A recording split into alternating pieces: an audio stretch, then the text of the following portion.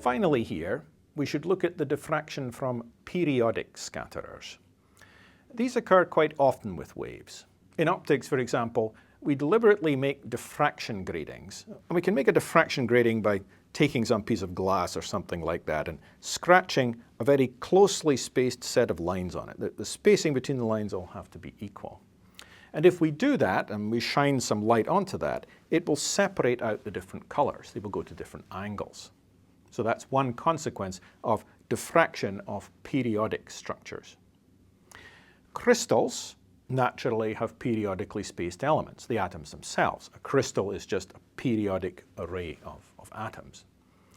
And we know quite well that we can shine very short wavelength light, X-rays, at crystals to see other interesting and useful diffraction patterns. And in fact, those diffraction patterns that we get when we shine X-rays at crystals tell us a lot about the form of the crystal and the spacing of the elements. And this topic will also come up quite frequently as we consider quantum mechanics and its applications, where we'll be discussing what happens with quantum mechanical waves scattering off periodic structures. One other very important diffraction result that we should make sure we understand is what happens when we use periodic structures and shine waves at periodic structures. So let's suppose we have a set of equally spaced scatterers. You can think of these as some sort of little reflecting balls or something like that. And we've spaced them equally. And we're going to imagine that we shine a monochromatic wave at them from, say, this direction. And we want to know what the scattered light looks like, say, going backwards, for example. We could also look at it going to the left, but we'll be interested in what happens going backwards. What does the backscattered light look like from this collection of equally spaced scattering objects? Well, if we shine a plane wave on from this side, we expect that this is going to scatter in all directions. It may not be equal amplitudes in all directions, but we'll not worry too much about that. But we're going to get some sort of circularly expanding waves from this scatterer. The phase fronts will be concentric circles. And if we put in two sources, we would get two sets of concentric circles, and we need to look at the interference between these phase fronts. And if we put in a lot of them, we get this very complicated looking pattern with all of these different concentric circles we'd have to think about and do the interference of them. But some rather simple behaviors start to emerge when we look at this. For example, you'll see that all of these circles sort of asymptote to this, or tangent to this same straight line here. In other words, in this direction, all of these different sources are giving waves that add up in phase. So as we shine light from the right, one of the things that will happen is we will see a wave going back in that direction, because all of these sources add up in phase to generate a phase front going back in that direction. This is sometimes called a zeroth order diffraction, and why it's called zeroth will become clear as we go forward. Another thing that you can see in this same diagram, if you look carefully, is that in this direction here, perpendicular to this line, we also get all of these sources contributing in phase.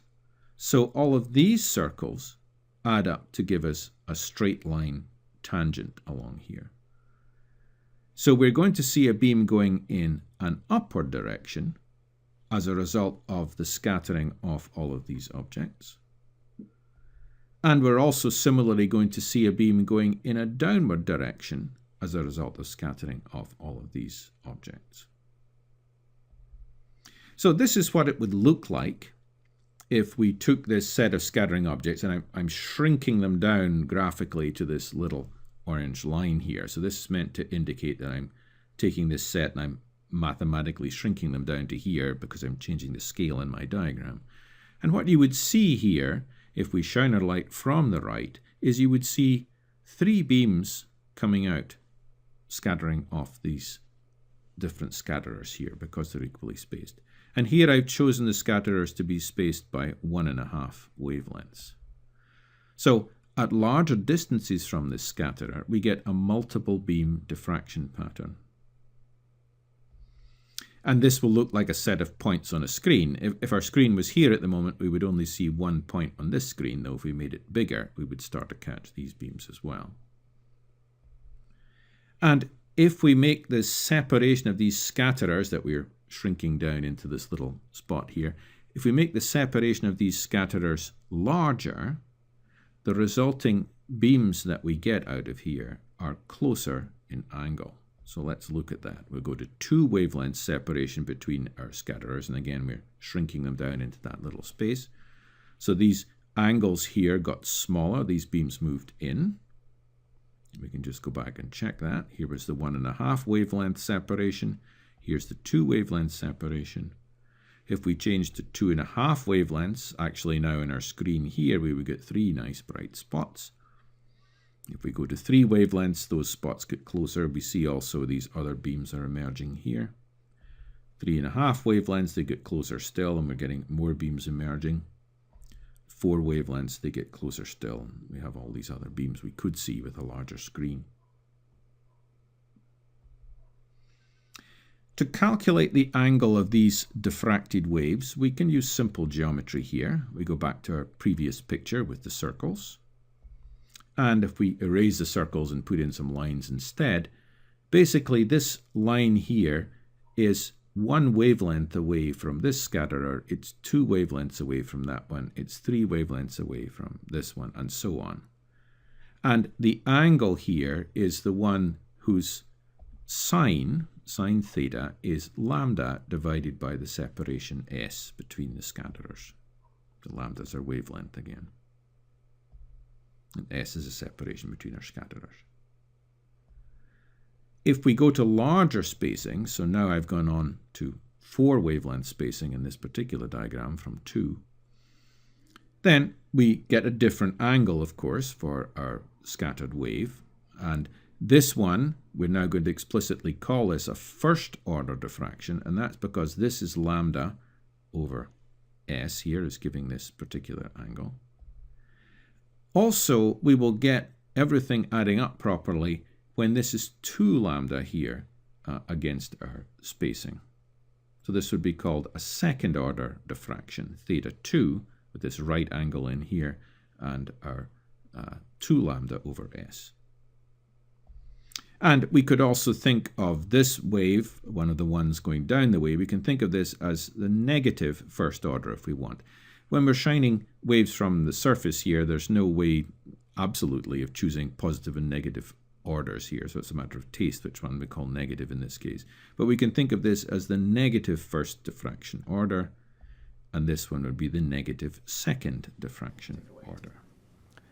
So now we have reminded ourselves of some basics of classical mechanics and waves. We've seen the basic ideas of momentum and kinetic and potential energies, and how to think about forces in terms of gradients of potentials. We've looked at basic ideas of harmonic oscillators and of classical waves and wave equations. We've seen key ideas about how waves behave, especially interference, and how to think about diffractive effects, which are effects that follow from interference as we think about waves propagating. So now we have all the background we need to start on some serious and substantial quantum mechanics, and that will be our next lesson.